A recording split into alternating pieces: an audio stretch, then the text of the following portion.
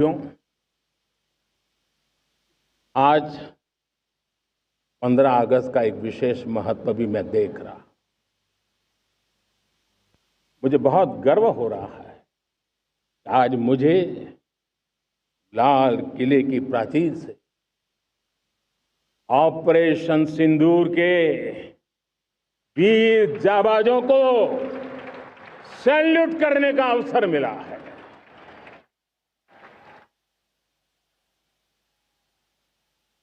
हमारे वीर जाबाज सैनिकों ने दुश्मनों को उनकी कल्पना से परे सजा दी है।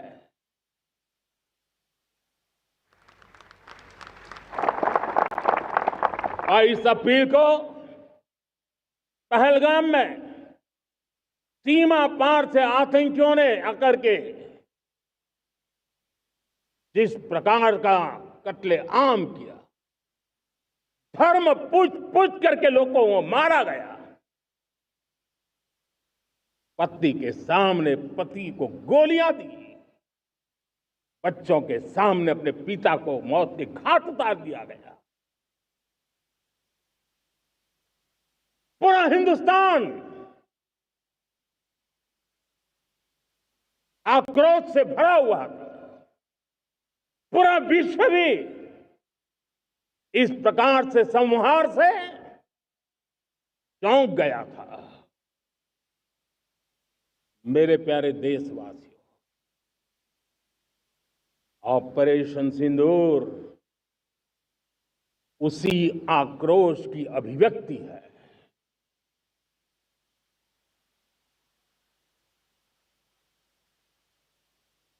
बाईस तारीख के बाद हमने हमारे सेना को खुली छूट दे दी। रणनीति वो तय करे, लक्ष्य वो तय करे, समय भी वो चुने, और हमारी सेना ने वो करके दिखाया जो कई दशकों तक कभी हुआ नहीं था। सैकड़ों किलोमीटर दुश्मन की धरती पर घुस करके आतंकी हेडक्वार्टर्स को मिट्टी में मिला दिया,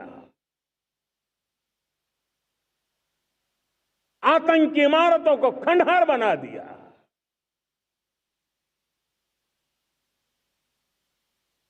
पाकिस्तान की नींद अभी भी उड़ी हुई है।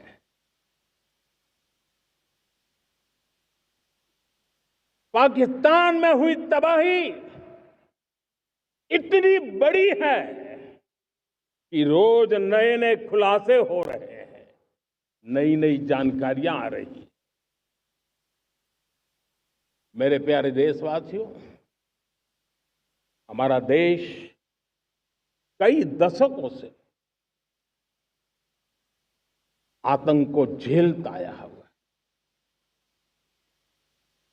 देश के सीने को छलनी कर दिया गया है। अब हमने एक न्यू नॉर्मल प्रस्थापित किया। आतंक को और आतंकी को पालने पोसने वालों को, आतंकियों को ताकत देने वालों को अब हम अलग अलग नहीं मानेंगे।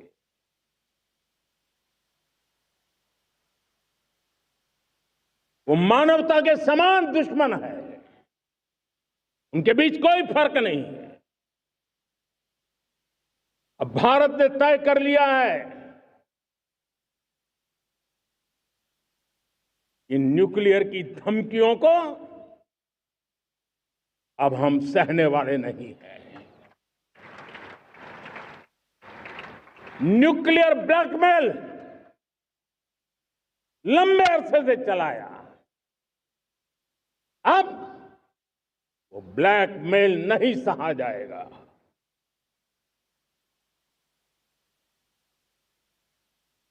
आगे भी अगर दुश्मनों ने ये कोशिश जारी रखी। हमारी सेना तय करेगी, सेना की शर्तों पर, सेना जो समय निर्धारित करे उस समय पर, सेना जो तौर तरीके तय करे उस तौर तरीके से, सेना जो लक्ष्य तय करे उस लक्ष्य को अब हम अमल में ला करके रहने वाले हैं। हम मुंह तोड़ जवाब देंगे।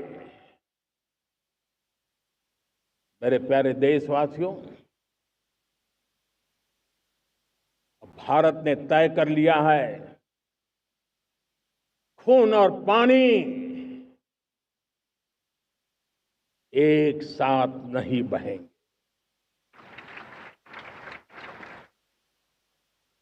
अब देशवासियों को भली भांति पता चला है कि सिंधु का समझौता कितना अन्यायपूर्ण है, कितना एक तरफा है। भारत से निकलती नदियों का पानी दुश्मनों के खेत को सींच रहा है और मेरे देश के किसान, मेरे देश की धरती पानी के बिना प्यासी है।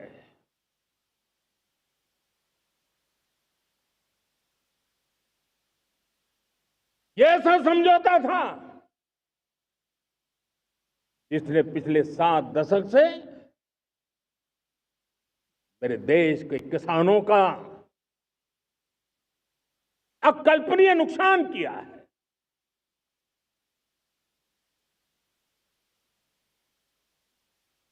अब हिंदुस्तान के हक का जो पानी है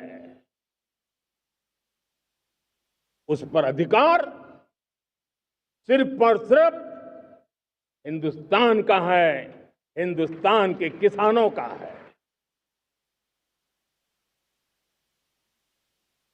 भारत कतई सिंधु समझौते को, उस स्वरूप को दशकों तक सहा है, उस स्वरूप को आगे नहीं सहा जाएगा। किसान हित में, राष्ट्र हित में ये समझौता हमें मंजूर नहीं है। मेरे प्यारे देशवासियों, आजादी के लिए असंख्य लोगों ने बलिदान दी, अपनी जवानी खपा दी, जेलों में जिंदगी गुजारी है, फांसी के तख्त पर लटके हैं, कुछ लेने पाने बनने के लिए नहीं, मां भारती के स्वाभिमान के लिए, कोटि कोटि जनों की आजादी के लिए, गुलामी की जंजीरों को तोड़ने के लिए। और मन में एक ही भाव था, स्वाभिमान। साथियों, गुलामी ने हमें निर्धन बना दिया, गुलामी ने हमें निर्भर भी बना दिया, औरों पर हमारी निर्भरता बढ़ती गई। हम सब जानते हैं, आजादी के बाद कोटि कोटि जनों के पेट भरना बड़ी चुनौती थी, लेकिन यही मेरे देश के किसान हैं जिन्होंने खून पसीना एक करके देश के अन्न के भंडार भर दिए।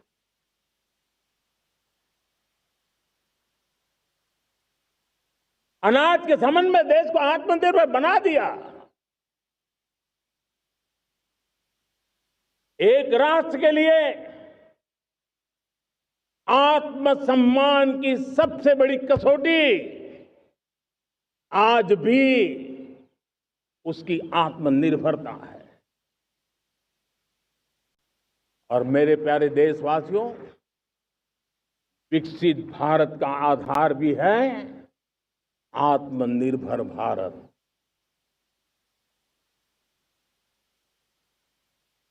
जो दूसरों पर ज्यादा निर्भर रहता है उसकी आजादी पर उतना ही बड़ा प्रश्न चिन्ह लग जाता है। और दुर्भाग्य तो तब बन जाता है जब निर्भरता की आदत लग जाए, पता ही ना चले हम कब आत्मनिर्भरता छोड़ रहे हैं और कब किसी के निर्भर हो जाते हैं। ये आदत खतरे से खाली नहीं है और इसलिए प्रतिपल जागरूक रहना पड़ता है आत्मनिर्भर होने के लिए। और मेरे प्यारे देशवासियों, आत्मनिर्भरता का नाता सिर्फ आयात और निर्यात, रुपये, पैसे, पाउंड, डॉलर यहां तक सीमित नहीं है। इतना सीमित अर्थ उसका नहीं है। आत्मनिर्भरता का नाता हमारे सामर्थ्य से जुड़ा हुआ है और जब आत्मनिर्भरता खत्म होने लगती है तो सामर्थ्य भी निरंतर क्षीण होता जाता है। और इसलिए हमारे सामर्थ्य को बचाए रखने, बनाए रखने और बढ़ाए रखने के लिए आत्मनिर्भर होना बहुत अनिवार्य है। साथियों, हमने ऑपरेशन सिंदूर में देखा है मेड इन इंडिया की कमाल क्या थी। दुश्मन को पता तक न चला कि कौन से शस्त्रास्त्र है, ये कौन सा सामर्थ्य है जो पलक भर में उनको नष्ट कर रहा है। सोचिए, अगर हम आत्मनिर्भर होते न होते तो क्या ऑपरेशन सिंदूर इतनी त्वरित गति से हम कर पाते? पता नहीं कौन सप्लाई देगा नहीं देगा, साजो सामान मिलेगा नहीं मिलेगा, इसी की चिंता बनी रहती। लेकिन हमें मेड इन इंडिया की शक्ति हमारे हाथ में थी, सेना के हाथ में थी।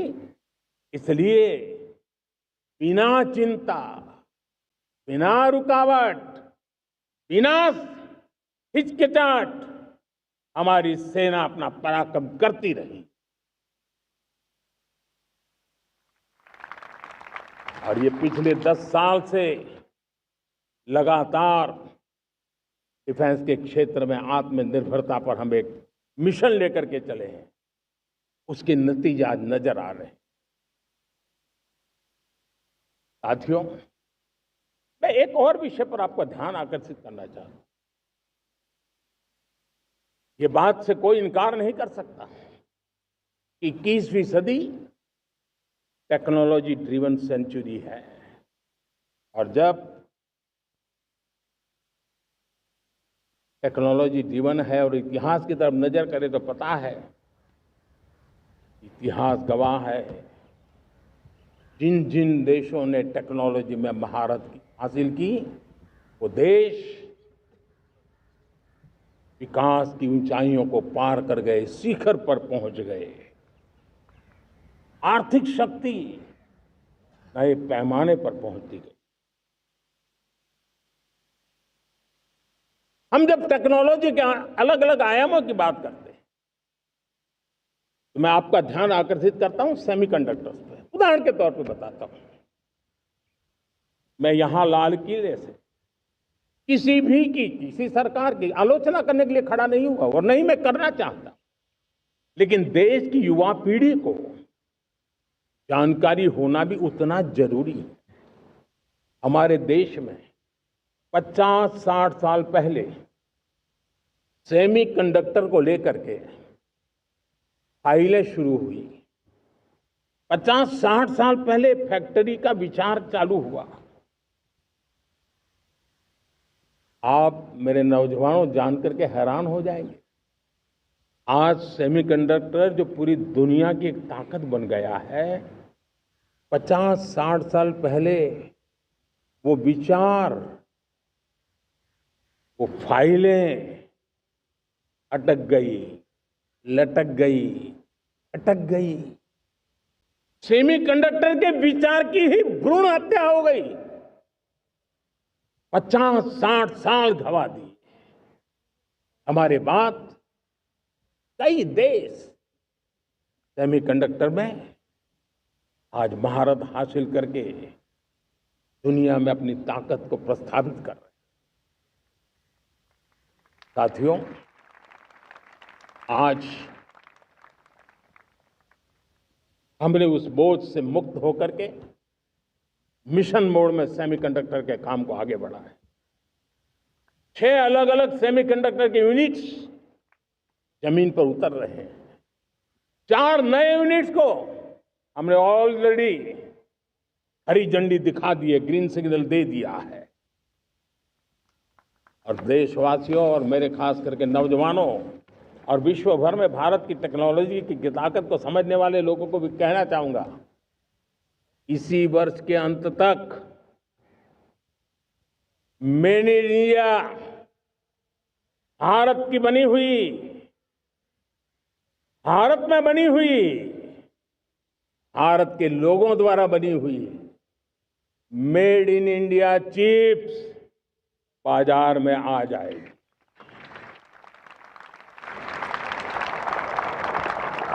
मैं दूसरा उदाहरण देना चाहता हूं।